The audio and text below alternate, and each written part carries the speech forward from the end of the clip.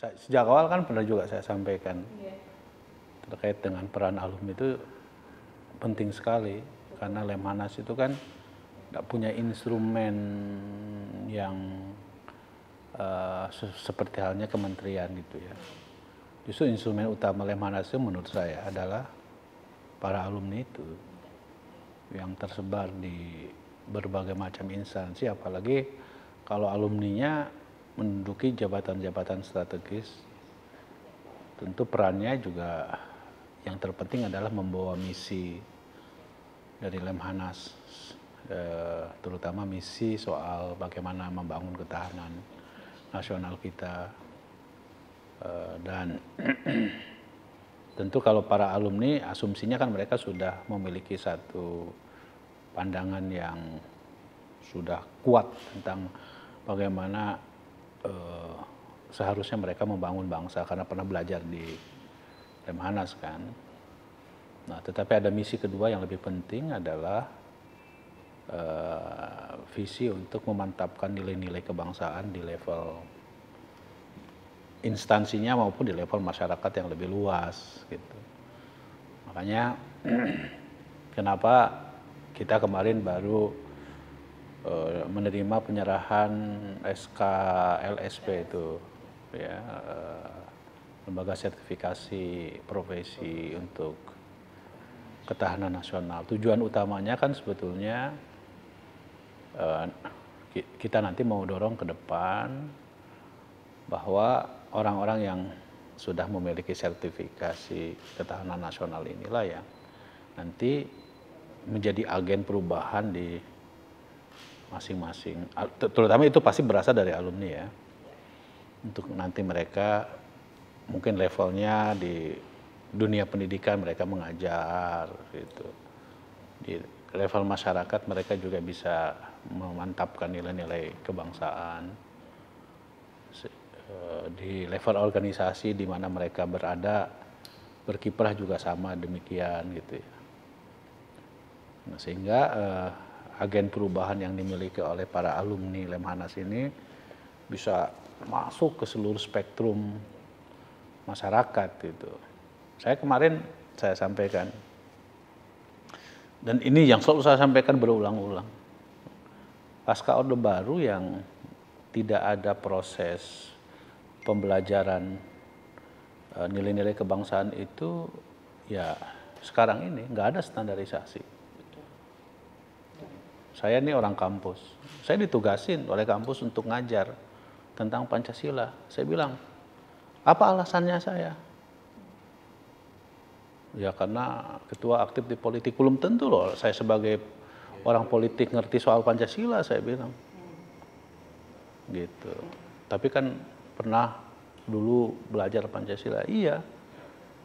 Tapi saya belum pernah dididik secara khusus. Ini soal ideologi bangsa loh. Kalau ideologi bangsa nggak boleh main-main. Karena itu saya bilang mesti ada standarisasi yang jelas terkait dengan pemantapan nilai-nilai kebangsaan tersebut gitu. Supaya nanti pada saat dia memberikan pengajaran kepada masyarakat itu tidak seenaknya, sehingga frame tentang kebangsaannya akan sama gitu loh. Nah itu yang saya sampaikan kenapa mesti ada LSP ini. Nah ya kayak semacam lisensi. Nah bukan berarti bahwa semua harus begitu. Orang-orang seperti Kak Ulas yang sudah mengikuti pendidikan itu nanti posisinya rekognisi masa lalu. Jadi rekognisi masa lalu itu artinya yang sudah pernah mengikuti pendidikan di Lemhanas dengan sendirinya nanti dia akan mendapatkan sertifikasi tanpa harus melalui proses yang agak prosedural gitu. Jadi ya misalnya kalau sudah mengikuti PPRA, PPSA ya udah nanti tinggal dikasih sertifikat aja. Itu namanya rekognisi masa lalu gitu. Karena dia pernah mengalami proses itu. Jadi jangan sampai ada asumsi bahwa adanya LSP ini nanti gimana soal alumni yang sudah mengikuti pendidikan, ya nanti akan mendapatkan sertifikasi dengan melihat kalau dia memang lulusan PPSA atau PPRA, ya udah dapat sertifikat aja, karena apa yang sudah dilakukan pada pendidikan yang lalu-lalu yaitu dikonversi menjadi sertifikasi profesinya gitu loh. Nah, termasuk juga dilihat di situ gimana rekam jejaknya dan lain-lain.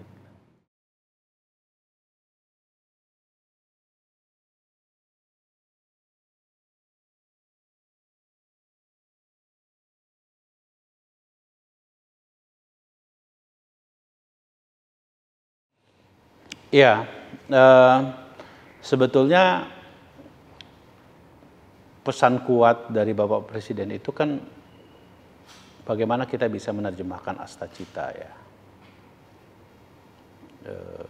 Saya diangkat oleh Bapak Presiden, tentu saya harus sejalan dengan cita-cita yang ingin dibangun oleh Bapak Presiden. Yang dilihat dari astacitanya tersebut, ada 8 astacita yang disampaikan oleh Bapak Presiden itu.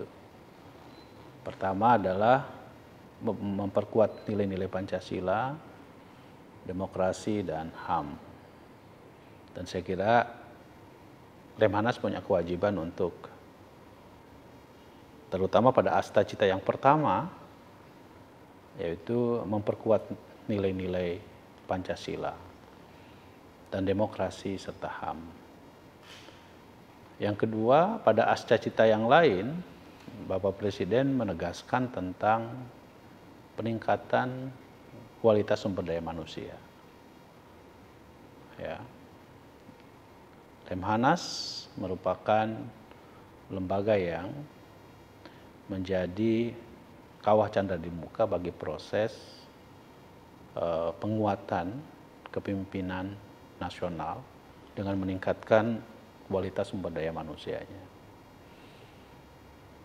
Yang ketiga, kalau kita lihat juga Bapak Presiden itu menginginkan bahwa kita ini menjadi bangsa yang kuat, baik dari aspek pertahanan keamanannya, yang salah satu pondasi utamanya sebagai sebuah bangsa yang kuat itu tentu adalah pemenuhan terhadap kebutuhan dasar kita, yaitu ketahanan energi dan ketahanan pangan. Ya. Nah, kita sebagai sebuah bangsa ya harus mandiri. Kemandirian ekonomi, kemandirian pangan, kemandirian energi. Dan salah satu yang ditempuh oleh Bapak Presiden adalah program, salah satunya adalah soal hilirisasi. Ya. Nah, hilirisasi ini kan salah satu di antara cara dari Bapak Presiden agar kita memiliki sumber daya kekayaan alam yang banyak, ya, dan dari sumber kekayaan alam inilah yang selalu membuat kenapa bangsa kita selalu dipuja-puja bangsa. Dan inilah potensi yang membuat kenapa bangsa kita akan selalu menjadi bahan rebutan sumber daya kekayaan alam. Ya. Nah, dengan program hilirisasi dan industrialisasi, tentu kita ingin mendorong agar nilai tambah ekonomi dari program hilirisasi tersebut bisa dinikmati oleh seluruh rakyat Indonesia dan juga bisa menciptakan lapangan kerja. Gitu. Makanya Bapak Presiden menginginkan bahwa pertumbuhan ekonomi kita 8%. Dari mana? Nah, salah satunya adalah kita mendorong hilirisasi dan industrialisasi dengan bagaimana kita memanfaatkan sumber daya kekayaan alam yang kita miliki, itu sepenuhnya bisa memiliki dampak bagi pertumbuhan ekonomi yang berkualitas dan dengan cara penciptaan lapangan kerja melalui program hilirisasi tersebut. Nah, ini bisa berjalan dengan sangat baik, program hilirisasi ini, kalau kita juga memiliki dukungan sumber daya manusia yang kuat. Ya, makanya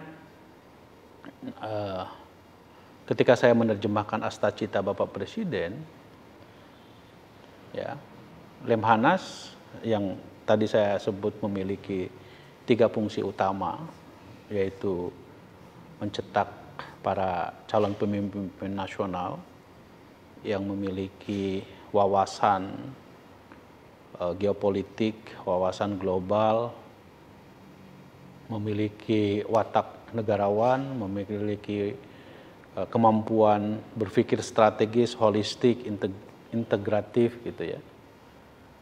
Nah, ya harus kita tingkatkan kemampuan mereka itu dengan memahami apa yang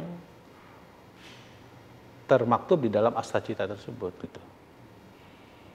Dan saya yakin ya kalau bangsa kita ini konsisten bisa mewujudkan Astacita, kita ini bisa menjadi bangsa yang besar. Bahkan keinginan kita untuk mencapai Indonesia Emas 2045 kalau konsisten dengan penguatan ideologi kebangsaan kita kokoh, kemampuan kita membangun kemandirian, terutama kemandirian ekonomi di bidang ketahanan pangan dan ketahanan energi serta air, ditopang oleh sumber daya manusia yang mendukung, maka insya Allah kita akan menjadi kekuatan besar di dunia, gitu. Menjadi bangsa yang mencapai keemasannya di tahun 2045. Nah, karena itu salah satu yang kita dorong di Lemhanas saat ini adalah bagaimana calon-calon pemimpin kita itu, ya, itu betul-betul memiliki wawasan geopolitik yang selalu dinamis. Wawasan geopolitik itu tidak statis, pasti dinamis. Ya. Konfigurasi dunia itu akan selalu mengalami dinamika sesuai dengan kepentingan masing-masing negara. Nah, kita harus bisa memetakan ya dan melakukan adaptasi terhadap dinamika global tersebut. Sesuai dengan kepentingan kita, karena setiap negara juga punya kepentingan, terutama saya kira kepentingan ekonominya masing-masing. Nah, salah satu core yang harus kita dorong terus adalah bahwa Lemhanas dalam proses pendidikannya selalu menekankan aspek pemutakhiran terhadap kondisi geopolitik dunia. Ya. Di samping tentu kita juga harus memberikan satu pemahaman yang komprehensif terkait dengan dinamika mutakhir, misalnya isu soal artificial intelligence. Ya. Artificial intelligence sesuatu yang tidak bisa kita bantah. Ya. Kalau kita tidak memahami secara komprehensif terkait dengan artificial intelligence, maka kita akan ketinggalan. Kemajuan teknologi informasi membuat kita semua, ya kita harus mengikuti. Teknologi digital, ya, cybernetika. Ya, kalau kita tidak mampu memanfaatkan peluang kecerdasan buatan ini, maka ya sulit bagi kita untuk bisa bersaing dengan negara lain. Bahkan, ya kalau kita tidak mampu memanfaatkan peluang tersebut, ya kita akan keleleran sebagai bangsa. Karena misalnya tenaga manusia sudah ditinggalkan, semua diganti oleh tenaga robotik, tenaga mesin, ya kan? Dengan teknologi informasi tersebut. Itu bisa menimbulkan pengangguran yang besar-besaran tuh. Kalau kita masih berkutat pada pendekatan yang konvensional. Selanjutnya juga penting dipahami oleh para calon pemimpin bangsa itu dalam konteks pendidikan di Lemhanas adalah juga pemahaman tentang climate change, ya, perubahan iklim. Perubahan iklim itu sesuatu yang sangat nyata terjadi.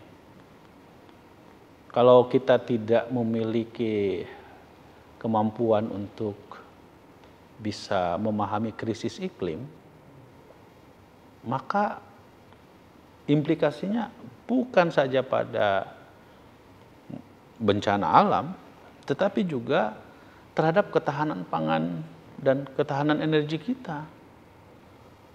Kan dulu kita masih berpatokan kalau normal bulan September sampai Desember itu hujan, ya kan? Sekarang udah nggak lagi tuh, dan itu mempengaruhi terhadap masa tanam, sehingga itu mempengaruhi juga terhadap ketersediaan stok pangan.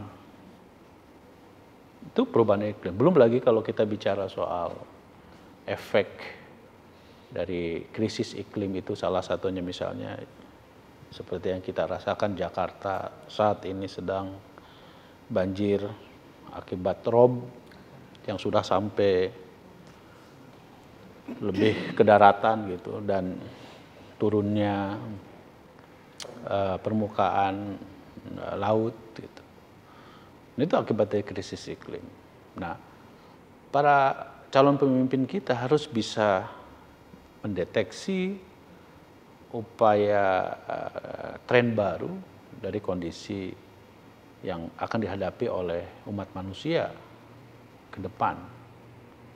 Yang tentu itu bisa membuat ketahanan ekonomi kita menjadi terpengaruh gitu. Nah, jadi memang dari situlah kemudian kita harus kembali merumuskan model kepemimpinan apa yang paling tepat. Ya. Dari upaya kita menghadapi tantangan-tantangan baru tersebut. Nah, saya sudah beberapa kali rapat dengan bidang atau deputi pendidikan, kita rumuskan kembali soal bagaimana pemantapan nilai-nilai kebangsaan. Kita harus kembali kepada konstitusi kita, yang saya sendiri berkeyakinan bahwa konstitusi kita itu merupakan pedoman yang jelas buat kita, baik dalam aspek ideologi, aspek sosial, ekonomi, budaya, politik, sebagai acuan dalam proses kepemimpinan Indonesia ke depan.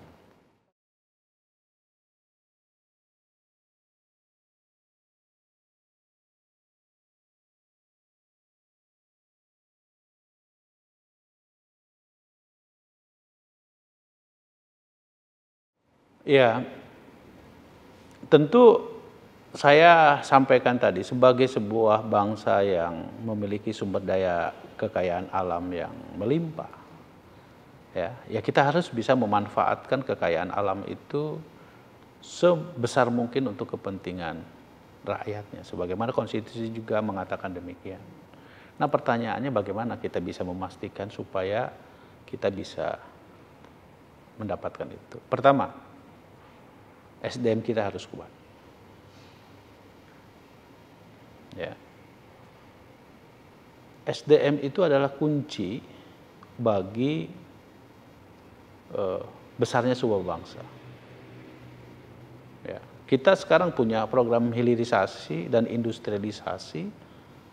Kalau tidak didukung oleh SDM yang kuat, lalu siapa yang bisa menjalankan program hilirisasi dan industrialisasi tersebut? Gitu. Faktanya memang hari ini, alhamdulillah saat ini kita pada fase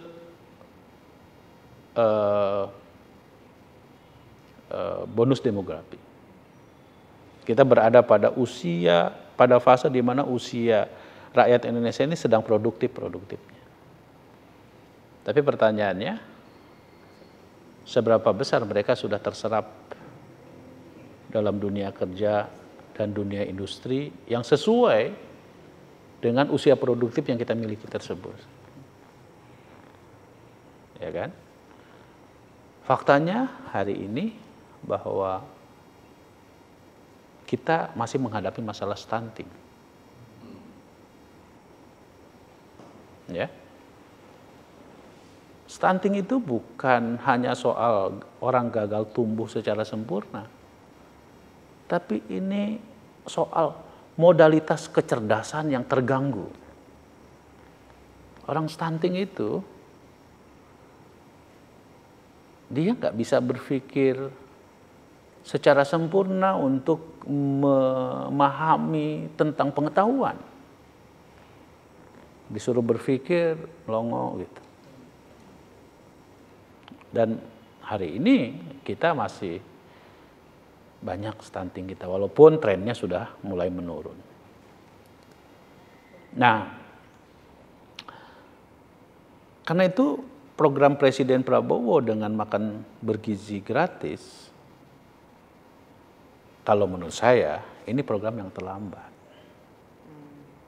Harusnya itu sudah diberlakukan sejak 34 tahun yang lalu. Ya. Ya, ini kan juga soal resource yang kita miliki, bisa jadi. Ya. Dulu waktu zaman Orde Baru sesungguhnya kebijakan soal posyandu sudah pernah ada, bayi-bayi ditimbang, ya, kemudian diberikan makanan tambahan dan lain-lain gitu. Mungkin belum cukup. Dan sekarang dengan program makan siang gratis itu sesuatu yang sudah sangat tepat. Itu adalah investasi untuk SDM Indonesia masa depan. Salah satu yang membuat stunting itu, ini Kak Ula paling ngerti lah, orang kedokteran. Salah satu masalah stunting itu kan disebabkan karena faktor di mana gizi dan nutrisi bagi bayi, ibu hamil dan ibu menyusui yang tidak diperhatikan. Betul ya Kak Ula ya? Dan itulah yang membuat kenapa stunting kita masih bermasalah. Gitu. Nah, karena itu program makan siang gratis bergizi ini menurut saya adalah langkah yang tepat dalam rangka dari sejak awal kita memantapkan pondasi sumber daya manusia kita. Mungkin tidak dirasakan sekarang, tetapi 20-30 tahun akan datang, inilah mereka yang akan menjadi SDM unggul kita. Ya. Kita juga tidak bisa menutupi bahwa pengangguran kita justru lebih banyak lulusan sekolah vokasi. Lulusan SMP, ya kan? Kenapa itu bisa terjadi? Karena dunia industri dengan dunia pendidikan kita tidak memiliki kesesuaian. Misalnya di satu daerah banyak SMK permesinan, tapi di situ tidak ada industri manufaktur. Dari situ mereka mau kerja apa gitu. Ya kan? Nah, saya percaya bahwa di era Pak Prabowo ini, hal-hal semacam ini, itu juga yang menjadi kajian dari Lemhanas. Untuk kita, bagaimana bisa memastikan agar SDM kita itu bisa mendorong bagi kualitas sumber daya manusia, mendukung pada arah hilirisasi dan industrialisasi itu. Nah, jadi kemajuan kita memang harus ditopang oleh sumber daya manusia. Nah, jadi tapi ini semua akan bisa berjalan dengan baik kalau kita memiliki sistem politik yang mendukung ke arah iklim yang sehat, berdaya saing, dan dalam mewujudkan kesejahteraan rakyat. Karena itu, ya, kalau tadi saya sebut fungsi yang pertama adalah Lemhanas melakukan pendidikan, yang kedua melakukan kajian, dan kajian yang akan dilakukan oleh Lemhanas dalam tahun ini adalah pertama kajian soal geopolitik, yang kedua kajian tentang sumber daya manusia, yang ketiga kajian tentang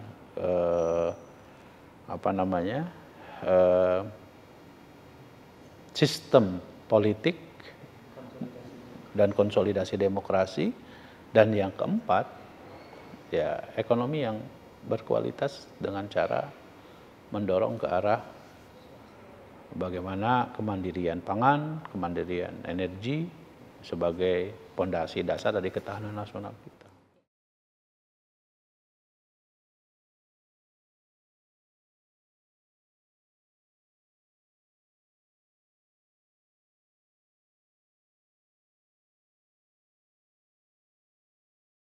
Tadi saya sampaikan ya, Bapak Presiden Prabowo jelas memiliki program-program yang sangat-sangat baik. Salah satunya misalnya soal hilirisasi dan industrialisasi, mendorong ketahanan pangan, ketahanan energi sebagai bangsa. Ini semua tentu harus ditopang oleh sumber daya manusia yang kompeten untuk mendukung program yang tadi disampaikan. Nah, karena itu memang mengakselerasi itu salah satunya adalah kita harus mendorong mengidentifikasi potensi-potensi hilirisasi komoditas yang bisa dikembangkan dalam rangka mendukung ke arah pertumbuhan ekonomi yang berkualitas dan penciptaan lapangan kerja yang kompatibel dengan program-program yang seperti hilirisasi tersebut. Nah, karena itu ya salah satu yang juga menjadi satu fakta di depan mata kita, memang kita harus akui bahwa SDM kita, ya saya nggak tega sebelumnya menyebutnya ya, bahwa IQ kita masih rendah. Data yang kita dapatkan misalnya, kita baru pada posisi 78, Singapura udah 108, ya, belum lagi visa kita masih rendah. Karena itu yang harus didorong, pendidikan kita sekarang ini diarahkan pada apa yang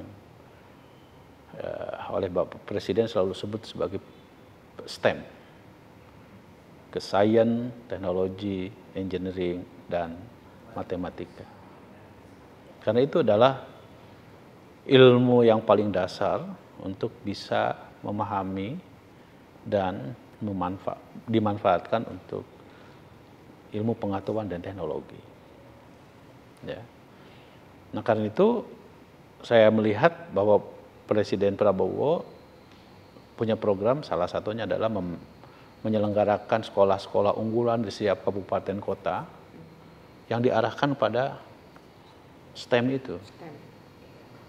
Tadi saya tanyakan kenapa, karena memang bonusnya geografi ini masanya tinggal sedikit lagi. Betul, memang. Tapi kan kalau kita tidak sama sekali melakukan upaya mengarah ke sana, kan ini masih yang usia antara 17 tahun sampai usia 25 tahun ini masih cukup besar. Dan usia yang 10 sampai 17 tahun ini juga masih cukup besar. Ini yang perlu diarahkan. Windows opportunity-nya tinggal yang ini. Betul. Nah, makanya salah satunya adalah sekarang ciptakan dulu lapangan kerja. Ya, ciptakan dulu lapangan kerja dengan cara tadi salah satunya program hilirisasi, peningkatan pelaku usaha UMKM, peningkatan kewirausahaan, dan pada saat bersamaan ya kita mendorong pendidikan vokasi yang disesuaikan dengan kondisi hilirisasi potensi daerah dan industrialisasi di masing-masing daerah itu.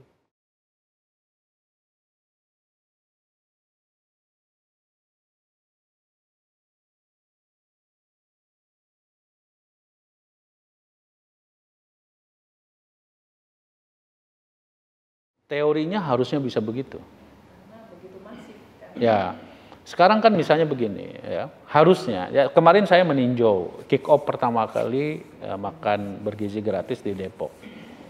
Saya diminta oleh kepala kantor kepresidenan, kantor komunikasi kepresidenan untuk meninjau program makan bergizi gratis di Depok.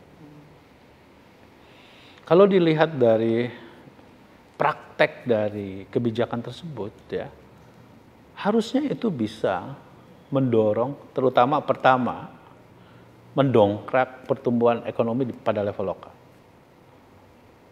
Bayangkan tiap hari ya, ada nasi, ada sayur-sayuran, ada lauk pauk, ada buah-buahan yang dikonsumsi secara serentak dalam waktu yang bersamaan, dan proses ekonominya itu kan dari malam sampai siang dan malam lagi nanti akan, itu selalu tiap hari bisa dibayangkan harusnya di situ sirkulasi ekonomi bisa berjalan pada level lokal.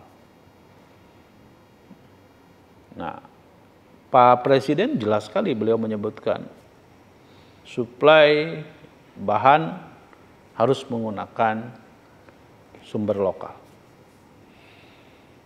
Itu artinya apa? Mungkin sekarang proses pengujiannya bisa berjalan terus. Nah, ini kan harusnya dilakukan secara bersinergi.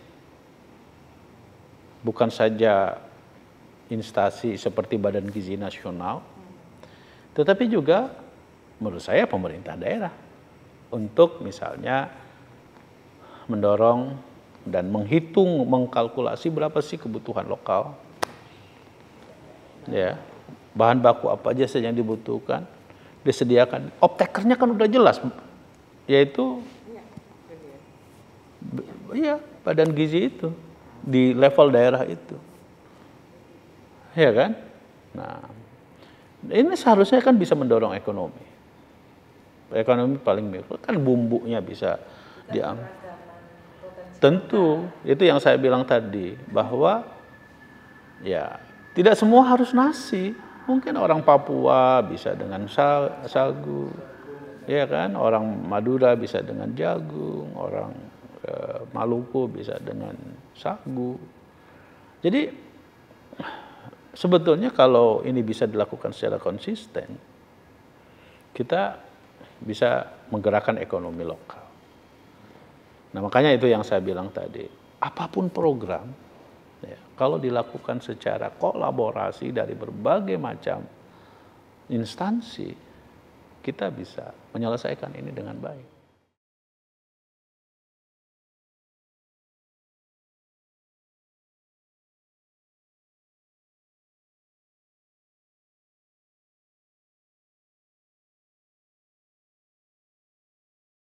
Pertama, saya harus menyampaikan bahwa dari proses hampir 3 bulan saya menjadi Gubernur Lemhanas,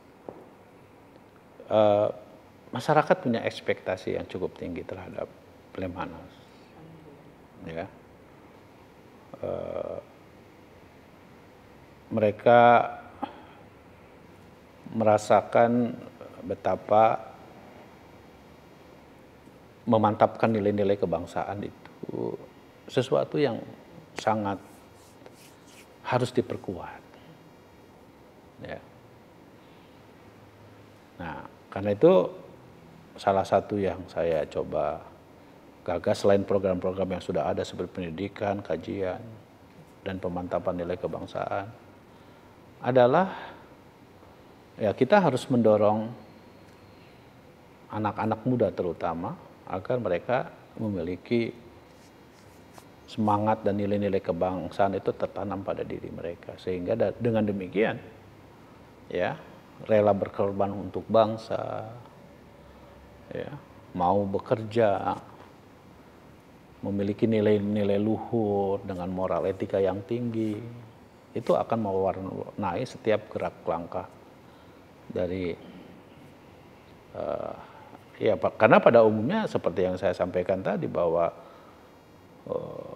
pemanfaatan bonus demografi yang sekarang sedang mulai dirasakan oleh kita, itu kan pada umumnya mereka yang tidak atau merasakan generasi saya yang pernah merasakan generasi Orde Baru, yang pernah merasakan P4, ya kan? Merasakan P4, PMP, P4 kita dulu 12 jam, 24 jam, 72 jam, 100 jam. Kalau sekarang kan nggak ada begitu. Iya kan? Gitu. Nah, Lemhanas ini saya kira memiliki fungsi yang strategis untuk kembali merejuvenasi nilai-nilai kebangsaan dan ketahanan nasional itu, ya, di bidang itu, penguatan itu. Yang kedua, saya selalu ingat dengan pernyataannya Pak Prabowo ketika Pak Presiden Prabowo pada saat beliau menyampaikan pidatonya di MPR. Waktu itu saya masih jadi ketua MPR, masih jadi anggota MPR DPR. Beliau mengatakan bahwa ikan busuk dari kepalanya. Ya. Beliau juga selalu menyampaikan soal kebocoran. Artinya apa? Ini soal kepemimpinan. Soal kepemimpinan yang bersih, soal kepemimpinan yang berintegritas, dan kepemimpinan yang patriotik, sebagaimana tipe dari beliau. Nah, karena itu saya kira ya,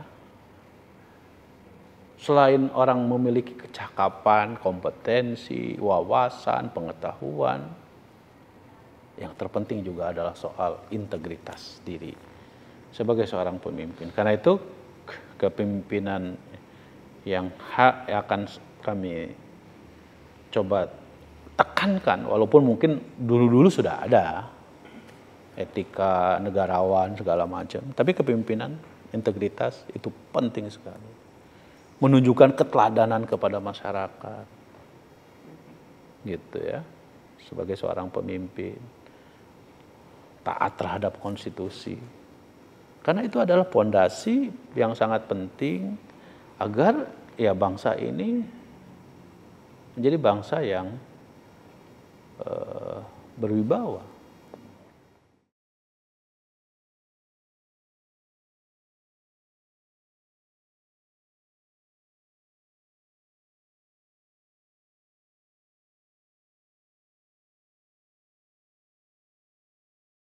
Alumni Lemhanas, saya kira gini ya, saya ingin meletakkan secara lebih komprehensif terkait dengan kan dalam konteks pendidikan itu kita tidak bisa melihat secara parsial, tapi harus dilihat secara komprehensif. Ada input, proses, output. Ya. Saya kira kalau dilihat dari input, para alumni, para peserta Lemhanas ini pada umumnya adalah mereka orang yang terpilih. Dan harusnya memang sebagai sekolah, sebagai lembaga yang mendidik para calon pemimpin nasional, maka input yang masuk ke Lemhanas ini adalah dari sejak awal sudah disiapkan menjadi seorang pemimpin. Nah, karena itu saya selama ini sudah berjalan dengan baik. Input komposisinya 40% dari TNI, 20% dari Polri, terus dari pemimpin sipil ASN, dan konfigurasinya saat ini menurut saya memang kita harus lebih banyak memberikan ruang kepada para calon pengambil kebijakan di level justru pemimpin-pemimpin politik, kalau menurut saya. Pemimpin politik itu bukan berarti semua orang partai politik, bukan. Ya, misalnya kayak pemimpin agama, ya, pemimpin pemuda, ya, pemimpin NGO, pemimpin perempuan, dan bahkan pemimpin yang menjalankan tugas politik. Kan kalau eselon 1, eselon 2 itu kan sebenarnya menjalankan arahan politik. Dan menterinya kan politik, yang menjalankannya kan birokrasi. Iya kan? Nah, saya sebetulnya ke depan mungkin saya kira perlu ya, alokasi yang diberikan kepada para pemimpin ke depan itu adalah para pemimpin-pemimpin yang nanti akan menduduki jabatan-jabatan strategis di bangsa ini. Nah, kenapa Lemhanas menjadi penting? Karena Lemhanas ini mengintegrasikan semua kekuatan sebagaimana yang dikatakan oleh Presiden Soekarno.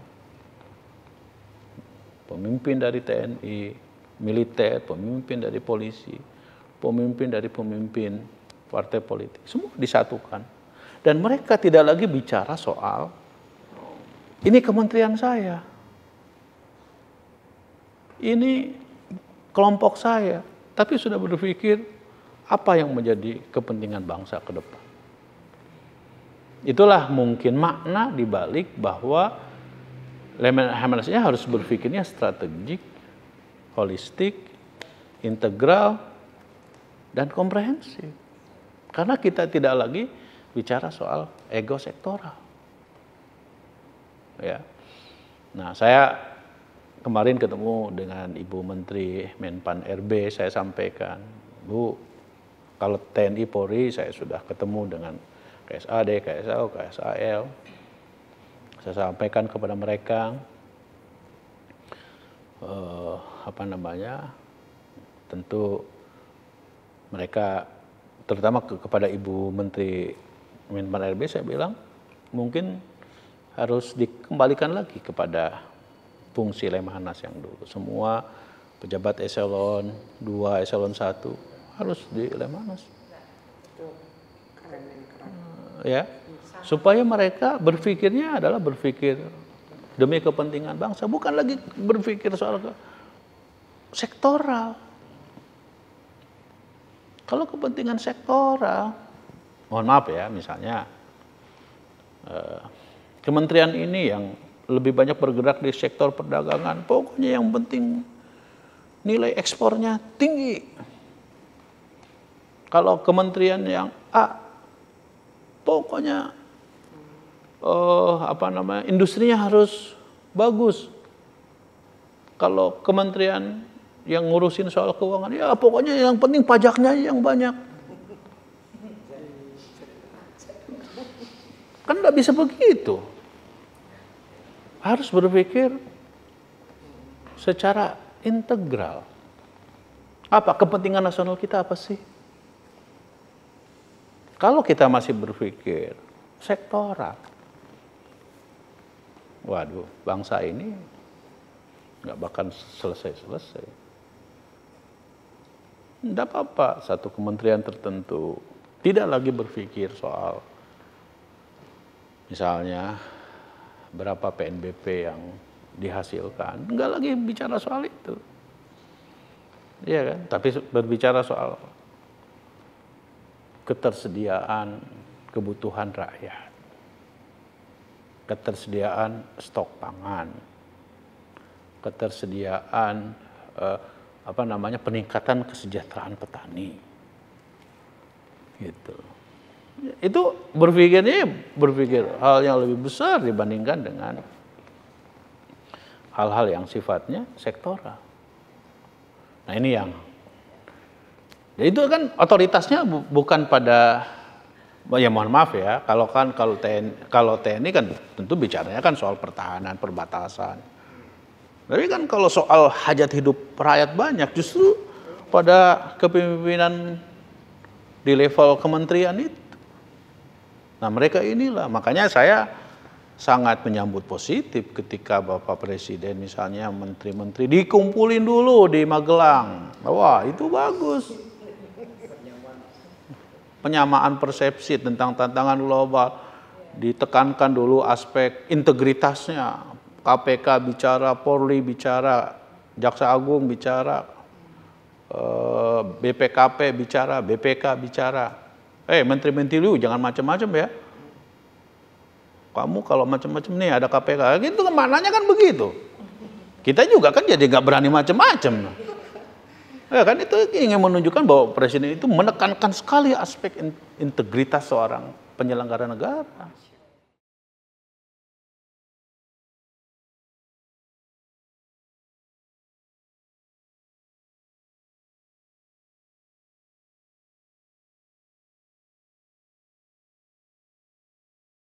Ya, pertama saya sekali lagi menyampaikan bahwa buat kami, ya buat saya sebagai Gubernur Lemhanas, IKAL dan alumni Lemhanas itu merupakan instrumen yang bisa menjadi kekuatan menerjemahkan apa yang telah dipelajari di Lemhanas. Misi dari Lemhanas itu sendiri. Karena itu para IKAL atau alumni Lemhanas punya tanggung jawab yang sama dengan kami di Lemhanas untuk mewujudkan cita-cita nasional kita. Ya. Kontribusinya saya kira bisa diwujudkan dalam berbagai peran mereka masing-masing. Ya, ada yang menduduki jabatan di pemerintahan, tentu harus berpikir untuk kepentingan nasional, untuk memantapkan kebangsaan. Yang bergerak di dunia bisnis juga harus berpikir sama. Ya, yang bergerak di dunia sosial, kemasyarakatan juga saya kira harus berpikir hal yang sama. Nah, secara kelembagaan sendiri, ya, saya sudah menyampaikan kepada struktur di Lemhanas agar segera disusun database soal alumni-alumni yang pernah mendapatkan pendidikan di Lemhanas ini. Mereka harus terus-menerus diingatkan tentang kontribusi dan peran mereka untuk bangsa dan negara yang kita cintai. Yang kedua, ya, kami tentu sangat terbuka, ya, untuk mendapatkan berbagai masukan-masukan, termasuk kajian-kajian yang dilakukan baik secara kelembagaan di organisasi IKAL sendiri, ya, maupun misalnya masukan-masukan di mana kontribusinya itu diperankan oleh masing-masing kelembagaan yang dimiliki, di mana alumninya itu berada. Ya. Karena salah satu tentu hal yang kemewahan yang dimiliki oleh Lemhanas, karena ya kita bisa menyampaikan masukan-masukan langsung kepada Bapak Presiden. Karena inilah yang kemudian menjadi kanal penting bagi alumni gitu ya, untuk memberikan sumbangsi, terutama dalam konteks menyusun policy paper atau kebijakan, rekomendasi kebijakan bagi para pemangku kepentingan tersebut. Nah, saya tentu berharap ya ada kegiatan-kegiatan yang sifatnya setidaknya ya, kegiatan yang sifatnya intellectual exercise dari para alumni melalui diskusi, melalui seminar, atau berbagai bentuk-bentuk kegiatan konkret yang lainnya, ya, dalam rangka kita membangun satu ketahanan nasional sebagaimana yang pernah dipelajari selama ini.